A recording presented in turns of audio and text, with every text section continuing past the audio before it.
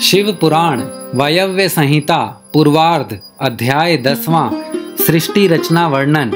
सर्वप्रथम ईश्वर की प्रेरणा पुरुष रूप में अधिष्ठित अव्यक्त बुद्धि व विकार उत्पन्न हुए। उसके पश्चात सर्वरूप रुद्र, विष्णु और ब्रह्मा नामक 3 देवताओं की उत्पत्ति हुई। इनका मुख्य कार्य सृष्टि का सृजन, पालन और संहार है। ये ईश्वर तत्व युक्त हैं। एक कल्प समाप्त होने पर जब दूसरा कल्प आरंभ हुआ तब सर्वेश्वर शिव ने सबको सृष्टि कार्य सौंपे।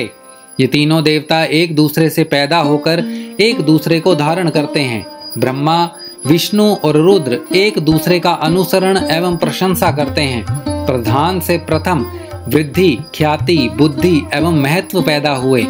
शोभ से 3 प्रकार के अहंकार उत्पन्न हुए। अहंकार से 5 महाभूत तन मात्रा इंद्रियां पैदा हुई। सत्वगुण से सात्विक तत्व की उत्पत्ति हुई। तमोगुण अहंकार 5 महाभूतों पंच तन मात्राओं से उत्पन्न 11वां मन गुण से 2 प्रकार का होता है। प्राणियों में 2 प्रकार के गुण होते हैं। समस्त प्राणियों में आदि भूत होता है। उसमें आकाश व आकाश से स्पर्श गुण की उत्पत्ति होती है। स्पर्श गुण से वायु, वायु से रूप गुण, रूप से तेज, तेज से रस गुण, रस से गंध गुण व गंध से पृथ्वी की उत्पत्ति होती है। फिर इन 5 महाभूतों से सारा संसार निर्मित होता है।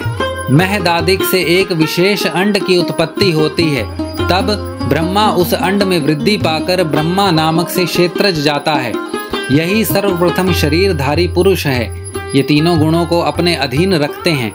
इन्हीं 3 गुणों के कारण वे अपने शरीर के 3 विभाग कर देते हैं। सृष्टि कार्य में ब्रह्मा, पालन में विष्णु एवं संहार कार्य में रुद्र कार्य करते हैं। उस विराट नायक का गर्भ बंधन सुमेरु पर्वत से होता है। समुद्र का जल उसका गर्भाशय है एवं इस अंड में लोक निवास करते हैं। इन लोकों में सूर्य, चंद्र, नक्षत्र, वायु का निवास है। जल इस अंडे को ढक कर रखता है। जल से 10 गुना तेज, तेज से 10 गुना वायु, वायु से 10 गुना आकाश उस आदि भूत को ढक कर रखता है।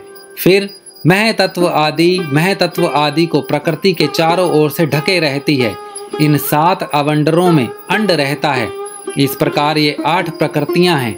अव्यक्त द्वारा ही संपूर्ण संसार निर्मित हुआ है और उसी में विलय भी हो जाता है।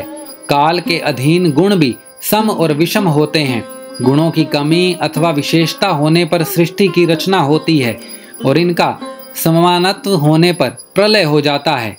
ब्रह्मा की यही योनि है और यह अंड ही ब्रह्मा का निश्चयात्मक क्षेत्र है। प्रकृति सर्वगामिनी है जिसमें सहस्त्र अंड रहते हैं।